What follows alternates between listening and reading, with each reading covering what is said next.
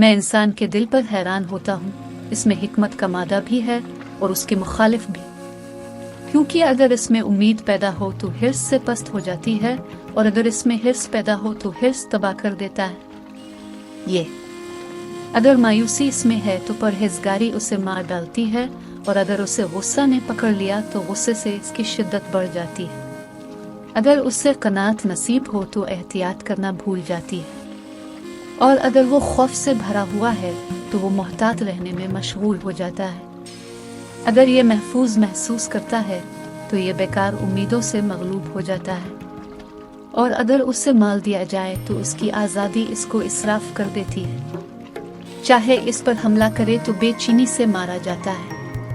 अगर ये भूख से कमज़ोर हो जाए तो थकन को रास्ता देता है, और अगर वो अपनी भूख पूरी करने में बहुत आगे निकल जाए तो इसका बातिन बंद हो जाता है। बस इसकी तमाम खामियां इसके लिए नुकसानदेह हैं, और उसकी तमाम ज़ियादतियां उसे बिगाड़ देती हैं। 4 चीज़ें ऐसी हैं जिनसे दिल मर जाता है: गलत अमल के बाद गलत अमल, बेवकूफ़ लोगों के साथ खेलना, औरतों के साथ ज़्यादा वक्त गुजारना, और मर्दों के साथ बैठना।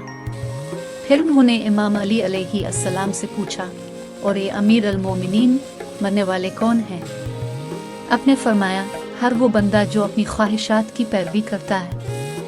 बेशक ज़रूरत एक आजमाइश है, और जिस्म की बीमारी को बर्दाश्त करना बेबसी से ज़्यादा मुश्किल है, और दिल की बीमारी का होना जिस्म की बीमारी से ज़्यादा मुश्किल है। बेशक बहुत दौलतमंद होना एक नेमत है, और सेहतमंद जिस्म बहुत ज़्यादा दौलतमंद होने से बेहतर है, और अल्लाह का खौफ दिल में रखना सेहतमंद जिस्म से बेहतर है। बेशक दिल ख्वाहिशात रखते हैं, और वो इसकी तरफ पलटते हैं, और वो मुँह फेर लेते हैं, तो उनके पास इसके ज़रिया से जिसकी वो ख्वाहिश करते हैं और जिसकी तरफ वो रुजू करते हैं।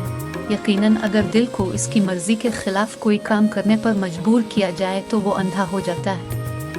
हम्द अल्लाह के लिए है जो काबिल तारीफ़ है, हर चीज़ का मेहरबान मालिक है, जो हर पैदा होने वाला है, हर निकाले जाने वाले का अंजाम आखिरी, ज़मीन को फैलाने वाला, पहाड़ों को मजबूत करने वाला, बारिश बरसाने वाला, सहूलत फराहम करने वाला, अहदाफ का हुसूल, जो असरार को जानता है और उनका इदराक करता है, जो माल को फना करता है और उनको फना करता है, जो वक्तों को जोड़ता है और उनका अदा करता है, जो मामलात का सबब बनता है और उनका ज़रिया है। इसकी बख्शिश सबको ढांप लेती है, इसकी बादलों की तख्लीक कामिल होती है, बारिश की बारिश इसे कामयाब करती है। वो ताक़ुब और उम्मीदों को तूल देता है, रेत को वसी करता है और उन्हें जगा देता है। मैं इसकी वसी तारीफ़ करता हूँ, और मैं उसकी वहदानियत को इसी तरह पहचानता हूँ जिस तरह इससे सबसे ज़्यादा मोहब्बत करने वाले पहचानते हैं। वो अल्लाह है, इसके सिवा कौमों का कोई माबूद नहीं, और ना कोई ऐसा है जो इसके सीधे और कामे ऐब पैदा करे। उसने मोहम्मद सल्लल्लाहु अलैहि वसल्लम को इस्लाम का झंडा और हुक्मरानी करने वालों के लिए इमाम बनाकर भेजा, आम लोगों का मददगार और विदो सेवा, बुतों के फैसलों को ख़त्म करने वाला। वो जानता है और वही मतला करता है, वही हुक्मरानी करता है और वही कामिल करता है, वो असल की असल है। वो मोहम्मद रास्ता हमवार करता है और वदा वाले दिन पर जोर देता है, इसके बारे में तंबीह करता है। अल्लाह ताला ने इस तक पहुँचने के लिए एजाज़ात बनाए हैं, इसकी रूह इस्लाम में जमा है, इसके मुअज़्ज़ज़ ख़ानदान और औलाद को इस वक्त तक बरकत दी है जब तक कि बिजली की तरह चमकने वाली कोई चीज़ हो, जो कोई इसके ताक़ुब की तरफ अपनी रफ्तार को तेज़ करता है जब भी हिलाल नमूदार होता है और उसका ऐलान होता है।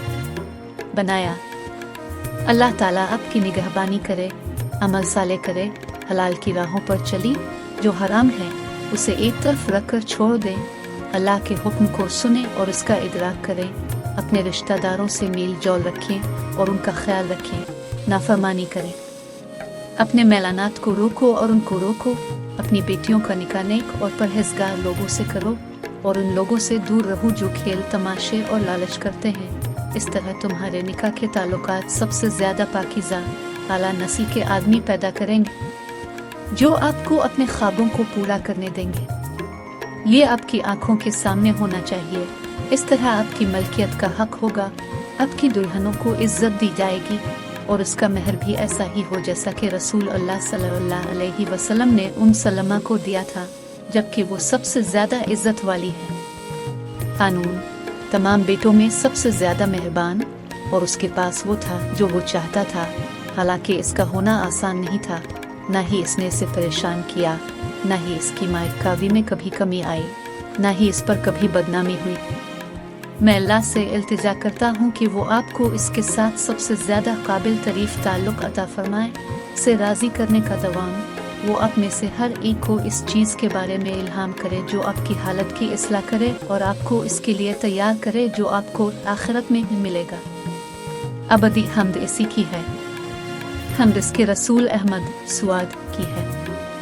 جو آدمی اللہ تعالیٰ کی بارگاہ میں عزت پا لیتا ہے، اسے کوئی غالب سے غالب بھی ذلیل اور رسوا نہیں کر سکتا۔